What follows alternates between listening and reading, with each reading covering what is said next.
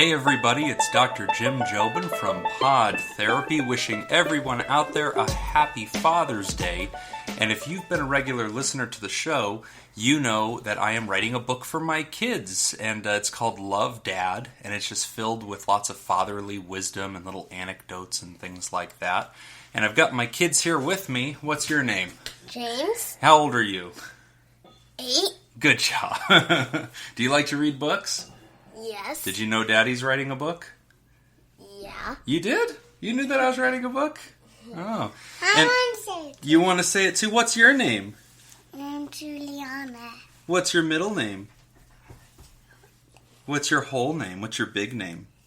Juliana Marie Jobin. Very good. And how old are you?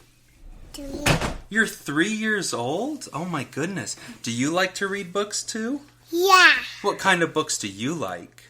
Peppa Pig. You like Peppa Pig. Did you know Daddy writes a book? Yeah. You did? Okay. Well, mine doesn't have any pictures in it. So I thought for this special Father's Day episode, I would share a few selections with you guys from my actual book. Just a few little bits that I've enjoyed writing. So happy Father's Day to everybody out there, and make sure you love on your dads. Can you kids come over here and say Happy Father's Day? Happy Father's Day. Happy Father's Day. All right. Enjoy the book, guys.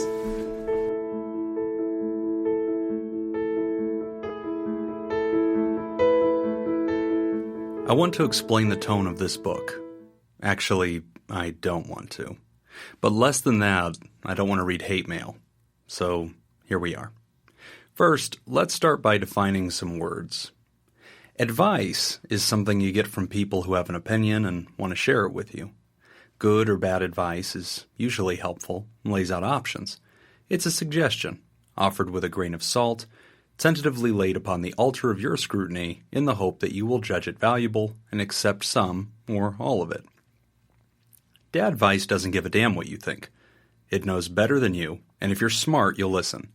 Dadvice cares about you deeply, but has limited patience.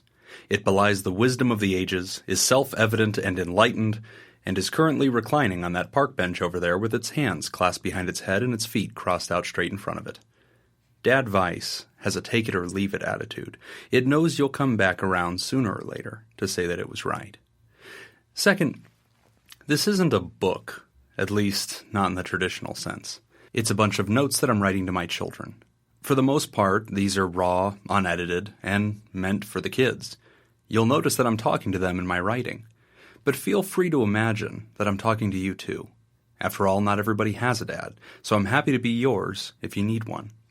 On the other hand, if you do have a dad, and I sound a lot like him, it's okay to imagine that it's him talking. As a franchise, dads across the world generally consent to you giving us credit for smart things that other people say, so I'm sure he's fine with it. Okay, that's it. Thanks for reading. Love, Dad. Choose patience. It drives me nuts when people say they ran out of patience, or that they snapped because an unlikely series of events occurred that gives them permission to self-destruct or ruin the lives of others. That's not how it works. Patience is not a limited resource, something you can run out of or run low on. Patience is an inexhaustible choice, an action that you can do an infinite number of times until you choose to stop doing it, like breathing. When you're stressed, don't indulge in the fantasy that you have permission to lose your cool. Patience is a choice, not a commodity. Love, Dad. Step into a pitch. When you were little, you were afraid of playing catch. I tried to teach you to keep your eye on the ball, but even when I floated it gently at you instead of snagging it with your baseball glove, you'd retch away like it was a snake. Your fear of the ball was insurmountable. I tried encouraging you, reminding you, even drawing a happy face on the ball. Nothing worked. Finally, I just pitched one right into your chest. It landed with a thud, and it happened too fast for you to wince or react. You just stared down at the motionless baseball for several seconds. You looked up with a smile, surprised that it didn't hurt as much as you thought it would. You were startled, but fine. You picked up the ball and you threw it back. You've been playing catch ever since. In life, you're going to fear some things. Often your fear is way bigger than the power or pain of the thing itself. Unfortunately, you won't be very comforted when people tell you that, or when you try to tell yourself those things. So your best option is to step into the pitch. Let the ball hit you. Stand up to exactly the thing you're afraid of. Do that, and you'll find that your fear is much more painful than the thing itself. Its sting will teach you that you are bigger and more resilient than you think you are. Don't be afraid of the ball. Love, Dad. Don't follow your dreams. You're going to see a lot of posters on walls in school that talk about doing what you're passionate about and daring to dream big. I'm fine with that. But it's stupid to spend your whole life chasing the wind. Dreams are by definition the opposite of reality. They are illusions that only work when you're sleeping. They don't have to make sense. They don't have to be probable. They don't have to live up to the hype. I've met plenty of idiots who have a dream. Since the invention of the internet, it seems there is no shortage of morons who want to be famous for something or rich for no reason. They want to sing a pop song or perform a stunt or be handed a television deal for being a conspicuously obnoxious and unforgettable spectacle. I don't want that for you. Even if you achieve your dream, most people find nothing but emptiness on the other side. That's because after you dream, you wake up. I'd rather you follow your aspirations. Aspire to live a satisfying life, a life filled with stories and fulfilled goals, a real life, not a dream one. Be realistic, and don't cry about it. Don't sob in the corner about how your whole life you've only wanted one thing, and I'm cynically telling you not to do it.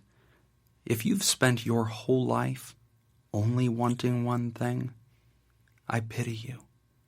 You haven't lived. You've only dreamed. Love, Dad.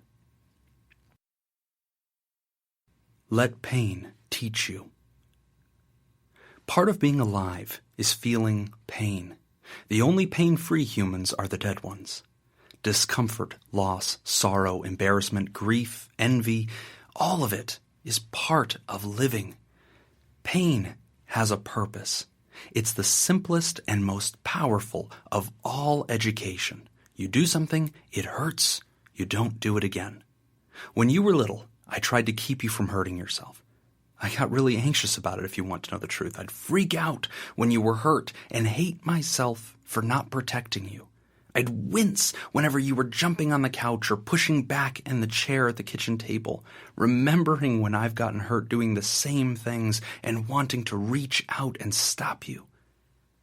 But then I realized, if I stopped you, if I saved you, you'd never wince at danger like I do. Pain can teach you if you're willing to learn from it, if you don't merely shrug it off and avoid it. When pain happens, people will try to comfort you, to console you. You'll want them to, and that's fine. But don't let the pain fade away into memory without taking a lesson from it. And don't be surprised if you have to get hurt lots of times before you figure that out. A man once wrote, "There are an infinity of angles at which men fall, but only one at which they stand." That's a clever way of saying that sometimes there is one right way to do something, and you won't know it until you bloody your nose a few dozen times. Love, Dad. Don't look at the egg. When something is really important, we become afraid of losing it. Sometimes this fear causes us to sabotage ourselves and we end up losing it anyway. Ironically, the only way I know to ensure you don't lose something that is important to you is to look beyond it, to avoid overvaluing it. Imagine that it isn't really there at all. There's a game that illustrates my point. You give kids spoons, place an egg on the end of the spoon, have them race one another. Drop the egg, you lose, finish the race, you win. Inevitably, each kid does the exact same thing. They stare at the egg balanced precariously at the end of their outstretched arm and gingerly pace forward. Their arms sway, their grip tightens, they panic, and before long, down goes Humpty Dumpty.